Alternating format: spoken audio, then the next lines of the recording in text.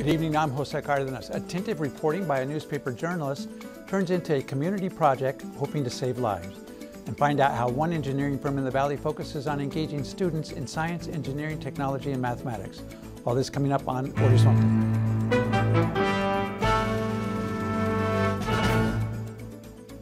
Funding for Horizonte is made possible by contributions by the Friends of 8, members of your Arizona PBS station. Thank you for joining us. Arizona Republic reporter Bob Ortega uncovered research that has led to a valley-wide community project focused on car seat safety. The result of discussions with community groups was the creation of Siéntelos Seguros, Seat Them Safely. Here is a PSA about the campaign. La mitad de los latinos no usa el asiento de seguridad para sus pequeños. No corre ese riesgo. Siéntelos seguros. Abrocha a tus hijos en un asiento de seguridad, ya que más que la ley, puede ser la diferencia entre la vida y la muerte. Para más información, llame al número en pantalla o visite la sección de Siéntelos Seguros en lavozarizona.com. Joining me to talk about the Siéntelos Seguros car seat safety campaign is Will Humble with the Center for Population Science and Discovery at the University of Arizona, Bob Ortega, Arizona Republic reporter, Dr. Sidney Vale, Director of Trauma for the Maricopa Integrated Health System, and Christopher Pereira, Director of the Hispanic Mission Office for the Roman Catholic Diocese of Phoenix. Gentlemen, thanks for joining us on Horizonte. Christopher, the PSA that we saw for Siéntelos Seguros really captured the issue in the very first lines, which is that at least half of Hispanic parents don't use car safety seats for their children, and that's why we're all here tonight. That's right, and when they use it, unfortunately, they're not using them properly. So what we're trying to accomplish with the PSA and with the larger campaign is to create that cultural shift in which Hispanic, Latino families will realize that this isn't an option, not just because it's a law, because it's about taking care of our children. It's all about protecting their lives. And well, this is not a new issue. It's been around for a while. You were actively involved in this, and you've been tracking this, the state has, for a number of years. Why the push now? Well, there's been various efforts through the years to try to get better car seat use among Hispanic families, but this is the first time that in many years in public health, that I've seen this level of interagency coordination and getting the diocese involved, and really getting the Republic behind and La Voz, the full effort in terms of coordination and really drilling down it to the family level for the awareness. And what we've seen so far is really just the beginning of this campaign. This is going to be going on for many months. So before we get into the specifics of the campaign, though, give us a sense of the scope of the problem and what you were seeing over the years in your career in public health. Yeah, so this has been a problem for many, many years. There's a report that comes out every year called the Child Fatality Review Report, which looks at every single child death in Arizona. They go into depth to figure out, what caused the death and were they preventable, and makes policy recommendations. And the lack of the use of child restraints has been a problem generally in Arizona. But what we have seen for many years is that Hispanic families tend to use the car seats less frequently than other demographic groups. And while there have been efforts to make changes there, I think this is really the first well-coordinated effort really focused on Hispanic families. And so it's an area of real need. In fact, 3 times more kids die in car accidents than with drownings. People are really aware of the issue with drownings, but the lack of child restraints is just not drilled at the community level the way it needs to be. And I think this is a really good, well-coordinated effort that's going to make a difference. And Dr. Vale, you see the results of this lack of use of child safety restraints at the hospital. Unfortunately, we do, and it's really a terrible thing when you have to go out and tell a family that somebody has died, and that's a child, or injured, and it's preventable. That's the whole coordinated effort. That if we can treat this on the prevention side instead of the treatment side, we're going to be so much further ahead in terms of our community safety, and that's really all of our goals. So Bob, you did the investigative reporting on this, and this is not something you did last weekend, and the article appeared in the Sunday paper. You've been working on this for some time. Give us a sense of the genesis of the story. Well, so about a little more than a year ago, I was down working on some other stories on the border, and I just noticed that that it seemed to me that I would see families pretty regularly that did not have their kids properly secured, and that a lot of those families were Hispanic. And it made me wonder whether, in fact, this was an issue. And I had a conversation with Will, actually, pretty early on in the process, and had looked at a lot of data and realized that, in fact, this was a problem. And it isn't a problem only in Arizona, by the way. This is also true in Southern California. It's true it's true all over the country. This disparity between Hispanic families and non-Hispanic families? Yes, exactly. But it seemed to me that there would be a good opportunity to address that here. And I very quickly thought that it wasn't enough simply to report this is a problem, but to try to figure out some way to address that problem. So with the support of a National Health Journalism Fellowship from the USC Annenberg School for Journalism, I was able to spend some time working on this, decided very early on to try to recruit a lot of community organizations to help prepare a campaign so that we could launch that at the same time as the reporting, as we started our reporting, and put the pieces out in the paper, and recruited other media partners like La Voz and Univision, who have been very, very active in this. And so we really tried to make a coordinated effort in this case. And Christopher, how did the diocese get involved? You see, the church has always had this interest in protecting every human life. So to us, this seemed like a natural fit. But from the beginning, what we talked about was how could we do this so that it actually creates a cultural change? Because there's already a lot of good work being done and has been done for several years regarding car seats. So what we are trying to do here is unite efforts, unite resources, and at the same time, really strive to get that mindset to change in the minds of Latino parents. We've got some pictures that kind of illustrate what we've been talking about, and I want to start with one. Bob, it's actually of you. I don't think you're conducting an interview here, but I mean, kids like that, that's what we're talking about here. Yes. And then in the pictures we got coming up, these are efforts that show proper seating, and including the fact, Dr. Vale, that at least up to a certain age, or depending upon height and weight, these kids need to be seated backwards. Part of it is just the education of understanding when they should be backwards facing the rear and when they should be facing forward. And the general rule is about 2 years of age, 49 inches, or a weight of 40 to 50 pounds. The problem is the car seats change and the rules change. So you have to be very aware as a parent, what car seat did you buy, what age, height, and weight is responsible in that car seat, and then when to change the kid. So it's really not just put it in and forget about it. It's being aware of when you're supposed to change things. But rear facing is very safe, up to a point of maybe keeping the kid a little longer in the rear facing seat.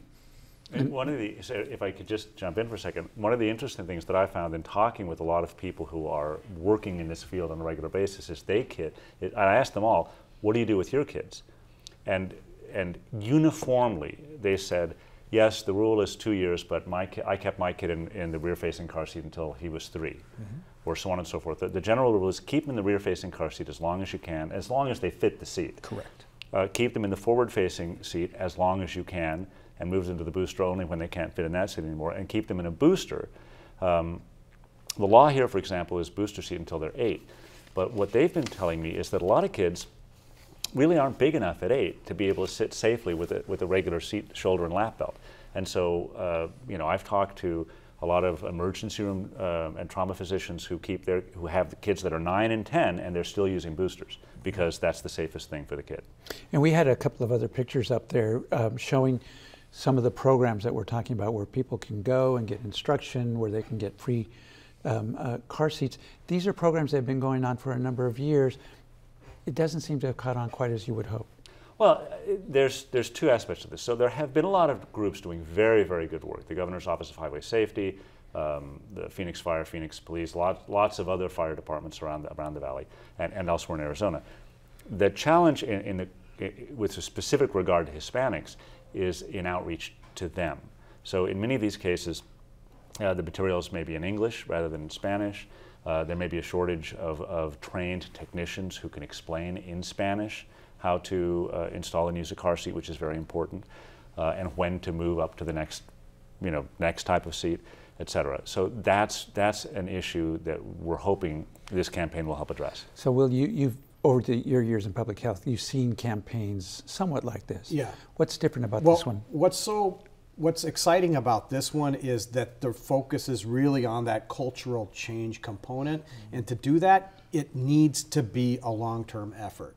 And that's what this is. This isn't just some brochures and some PSAs for a little bit, but we've actually got the diocese engaged, This is going to be a long-term effort, and that's what's really required to build that cultural change and change the mindset of the use of car seats. And that kind of change will last generations. Once this is successful, then you start to see that propagate through the generations. And so that's really the key, is the sustainability, and that's cultural change. Christopher, what is the cultural issue? You see, Jose, Hispanics really know, Hispanic families, they know they're supposed to use car seats. They know they're supposed to have it. They know it's the law, but they just do not have that mindset of understanding how crucial it is. Many of us parents don't realize that driving with our children in the car could be the most dangerous things we ever do with our children. So that's what we need to aim at, because back in Latin America, in Mexico, or wherever families might come from, if they're immigrants, recent immigrants, unfortunately, either they don't have the laws in place or they just don't enforce them. So they're not used to. So my thought is that what Hispanics are going through right now is probably what the general public went, the Anglo population went here in the United States maybe 30 or 40 years ago. I think that's very true. There are also a couple of sort of specific issues that we've identified. One of them being that there is often among Hispanics this sort of belief that a baby is safest in its mother's arms, and that therefore it's good to hold a child in your arms, in the car. And this is, by the way, not unique to Hispanics. This is also true among Chinese immigrants, for example. But it is a particular problem there. And so part of it is trying to get people to understand the physics that are involved. That 15-pound baby turns into a 300-pound projectile when you smack into another car going 30 miles an hour. And so that's very important. And then I think one other part of it that's very important that we've identified is that a lot of Hispanics tend to make exceptions to when they put kids in car seats. Oh, it's just a short trip. Well, it's a lot of trouble to move the car seat over to grandma's car, so or well, if the kid's trying to sleep, maybe just let him be on the seat. And so the thing is, those exceptions increase the risk to the child every single time. It should be completely non-negotiable. And Dr. Vale, Maricopa gives out free car seats, once a month? We do it quite often. We give out 300 a year approximately, and it is free. Whether you have a child at our hospital, you come to our hospital as a patient or whatever, we give these seats away. We give them all the instruction, how to put it in the car correctly. We go to their car. Fundamentally, as a verified trauma center, we have an obligation, we have a mandate that we must do community outreach. And what's so phenomenal is having such partnerships to be able to make this go widespread. Instead of such a small segment, make it the whole community and get them in the heart, if you will, whether it's through the diocese, through the religious background, through just appealing that it's your child. This is a life that you now have to take care of. It's being able to give back to the community, but on a much bigger scale. So Maricopa does a wonderful job, as other hospitals do. We need to do it even better. So, I'm sorry, go ahead, Bob. Go ahead. I was just going to say, in fact, one of the car seat technicians that I talked to said that she often hears this from people. It's like, well, whether we live or die, it's as God wills. And she says that she always responds, well, let God protect your soul. You protect your kids. So, Bob, as I understand it from some discussions we had off camera, this is not the end of the coverage by the Republic. I mean, this is going to be an ongoing effort. Tell us what we're going to be seeing in the weeks ahead. Well, there's a lot of issues that we'll be looking at. This is also a significant issue among the Native American community, so we'll be looking at that more closely. There are issues with kids riding in the backs of pickup trucks, which we'll talk about because Arizona allows that, and it's very dangerous. We're going to be talking about a program to donate used car seats to Mexico to help people in Sonora, which is very important. And there are a lot more seats that could be contributed than are being right now. And every one of those can help save a life. And there's some other reporting that I'm going to be looking at systemic design issues and flaws that make car seats harder to use than they need to, for example. So there's a lot of things we'll be looking at. And we'll, last question here. The point about the Navajos, the problem's gotten worse there. It's improved slightly amongst Hispanics based upon your review of the data, but it's getting worse there. Why is that? Right. In the last couple of years, it has gotten a little bit better with Hispanic families. Still a disproportionate problem, but it's gotten a little bit better. Well, we've actually seen it getting worse in the last few years among Native American families. So same thing, a lot of cultural barriers, a lot of logistical things, you know.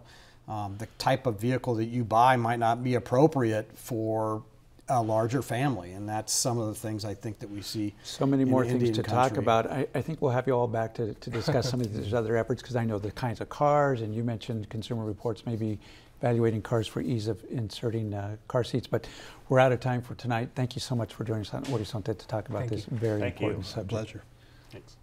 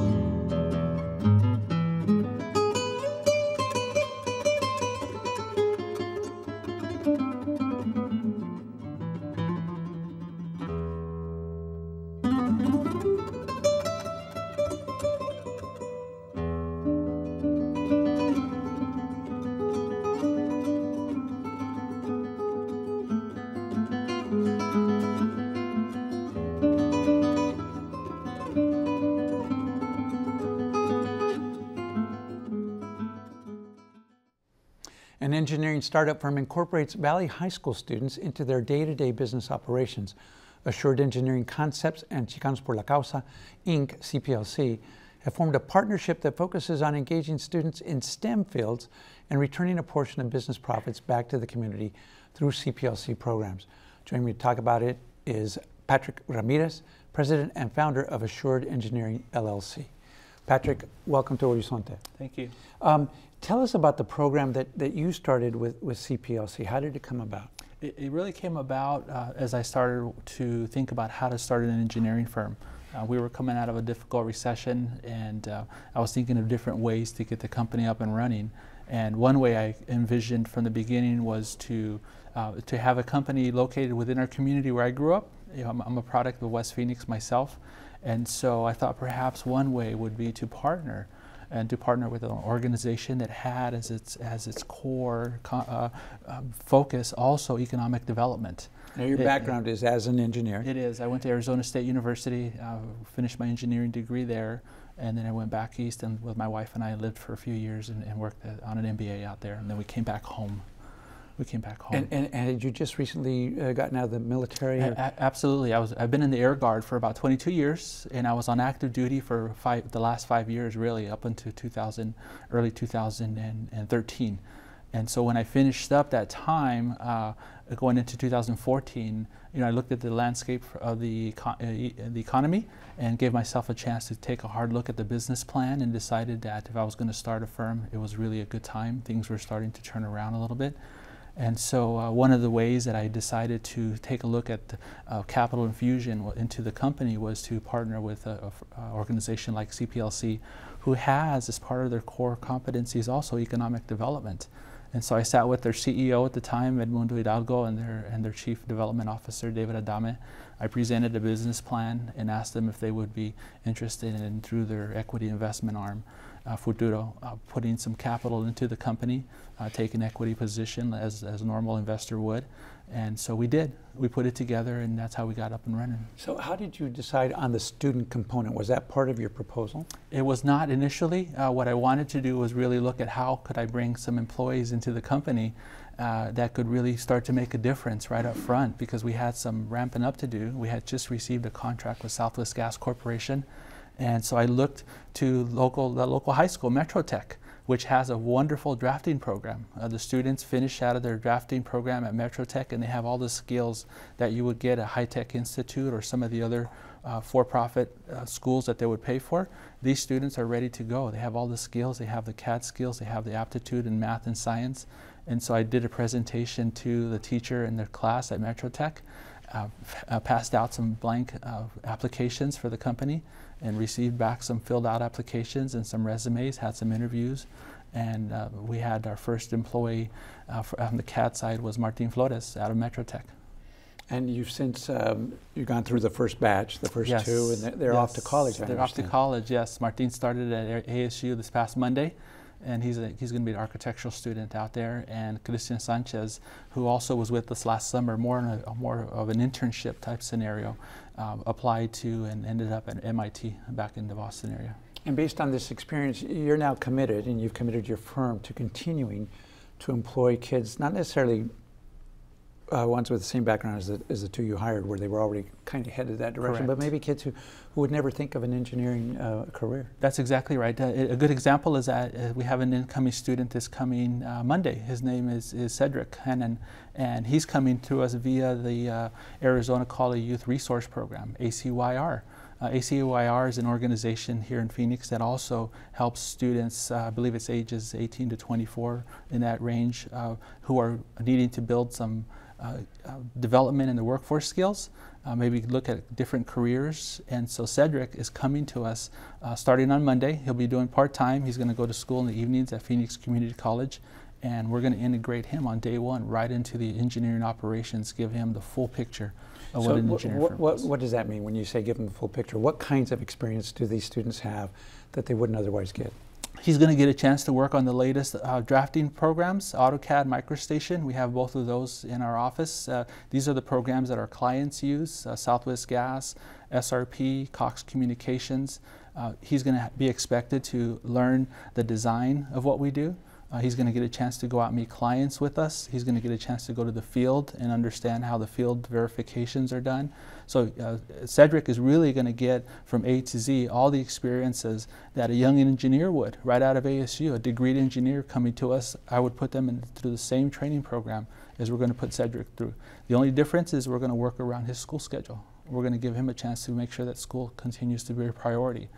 Having said that, though, he's going to have the same requirements that everyone, he's going to have jobs assigned to him. He's going to have a level of quality because in the end, we have to compete in the private market space with other engineering firms who are top-notch, and we have to make sure that we stay sharp. And it's students like Cedric and Martin and Christian that are able to do that with us just based on the fact that they have the desire and wanting to learn this field. How many other opportunities would students have to work with other engineering firms? I take it yours is fairly unique in terms of your focus. I believe it's unique in the sense that we would give them the wide breadth. Other firms have strong internship programs where they may assign a young student to a section and give them a chance to really drill down deep. We're such a small company that we really don't have that luxury of having a person just fall into one area and just focus on that area. Plus, my hope is that in the time that they're with us, that they'll get a wide breadth of not only the technical skills, but they're also going to get the softer skills that, in my personal opinion, are just as important. Communication, learning how to write, learning how to speak in front of clients, learning how to put a plan together for a project, and really get a chance to get that wide breadth. So when they do get onto college, which is our goal, our ultimate goal is to watch these students go on to college. When they do go on to college, they're going to be well ahead of many of their peers, not only on the confidence of what they've done, but certainly on the communication skills, which is what we work on as well. Well, it sounds like you're off to a great start. One's going to MIT the other day. Yeah, these guys were. Congratulations. Thank you. They were tracking on their own careers, but it's nice to see them get out and do it. Well, thank you so much for joining us on Horizonte to talk about it. Thank you. And that's our show for tonight from all of us here at Horizonte and Arizona PBS. Thanks for watching. I'm Jose Cardenas. Have a good evening.